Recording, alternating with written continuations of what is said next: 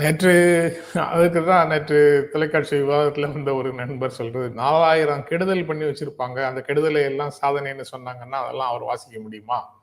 அப்படின்னு கேட்டாரு. ஆமாங்க. நான் நிச்சயமா. இருங்க. அவரு சொல்றாருல்ல, அந்த மாரி ஆளுங்களுக்கு வந்து நிச்சயமா தோணத்தானே செய்யும்.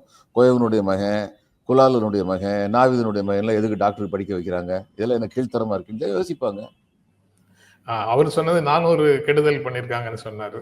நான் தான் 4 இருந்தாலும் சரி, 40 இருந்தாலும் சரி, 400 இருந்தாலும் சரி, 4000 இருந்தாலும் சரி, அவங்க எழுதி கொடுத்ததை தான் அவர் வாசிக்கணும்னு சொன்ன பதில். அது 4000 பதிஞ்சிருச்சு. அவர் சொன்னது 400 கெடுதல். இப்படி சொல்றவருக்கு வந்து ஒரு விஷயம் தெரியுமா? கவர்னர் உரை மேல் சட்டமன்றத்தில் விவாதம் நடக்கும்.